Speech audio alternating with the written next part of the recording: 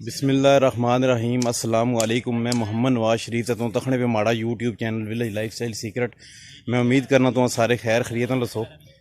मैं गुजर खान ग्रां आ उत्थे आया हाँ जी। उत्थे ग्रां लोगों जनाब अपने इस्तेमाल वास्ते भी ते बेचने वास्ते मंडियां जी खड़ने सब्जियां लाइयां जी।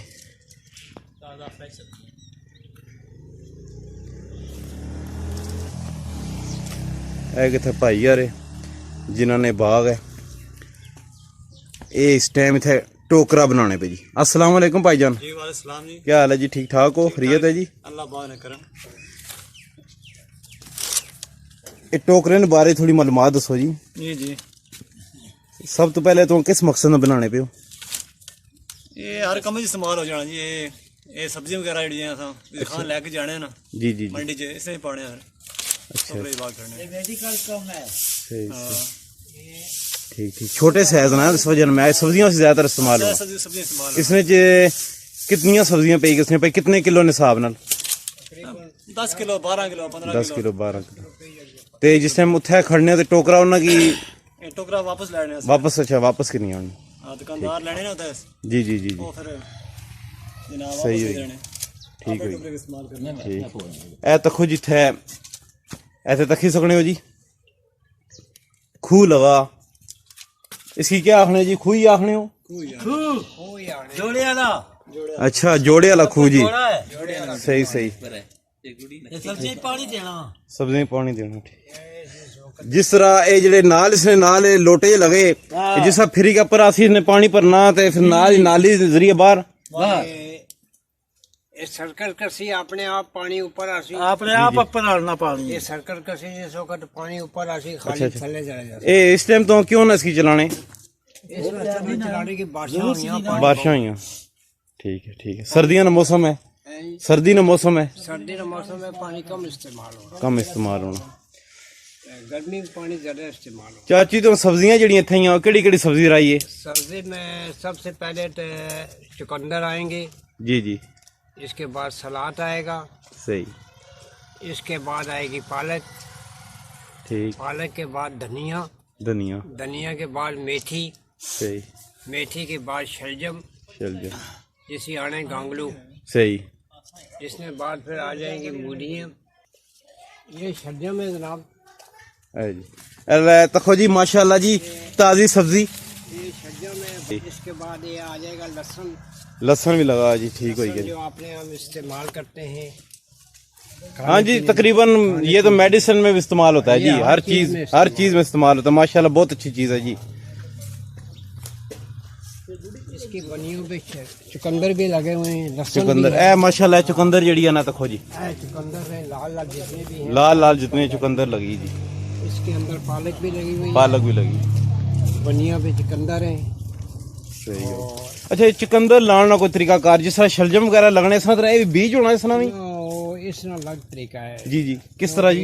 इसना बनिया पे जिस वक्त लगाओ तो एक एक दो दो तीन दिन दाने 4 दाने। अच्छा अच्छा बन्नी में ऐसे उसको दबा के। अच्छा तो देखो ना ठीक चूड़ियाँ ना लगा। चूंडियां लगा। ठीक हो गया। ठीक है ना। सही। इसने 2 दाने 3 दाने। अच्छा ते मूलियां जी लाने वो भी इस तरह ही?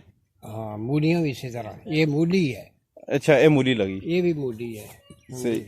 इसके अंदर जो है कि क्यारियों में जो है कि पालक है। सही। ये मूली है जो इस वक्त तैयार भी है। कुछ रह गई है वो भी आस्ते आस्ते तैयार हो जाएगी।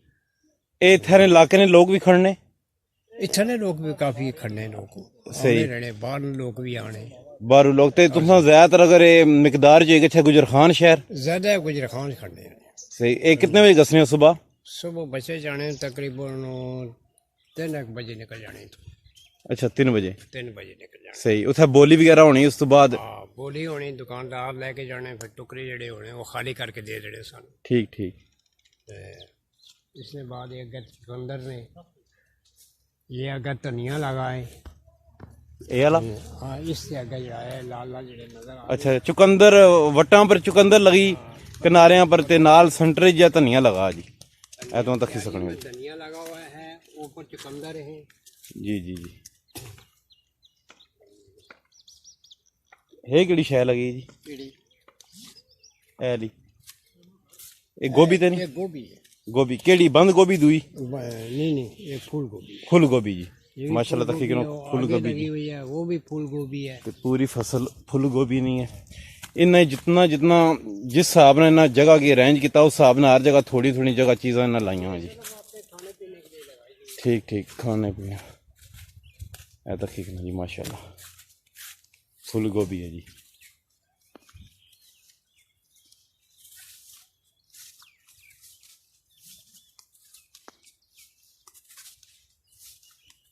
ये मेथी है। सही जी ए मेथी भी लगी जी ये मेथी है। माशाल्लाह जी। ये तुसां जिस साल हर साल जी सब्जी का सीजन आना तो सब्जी लाने हो जी हर साल लाने और सर्दियों में सीजन अलग होना, गर्मियों में सीजन अलग होना। गर्मियों में मसलन है कि भिंडी, करेला, सही ये चीज़ें होती हैं। ठीक ठीक और बैंगन के अलावा इसमें एक और है जिसको कहते हैं कि लंबे लंबे होते हैं, वो पड़ोल, सही इसका सीजन है। ठीक ये है सर्दियों के सीजन यही है। गोभी वगैरह होगी। ते तुसां इसने विच के आखने हो कि अवाम की के आखना चाहने हो इसने विच कितना प्रॉफिट है?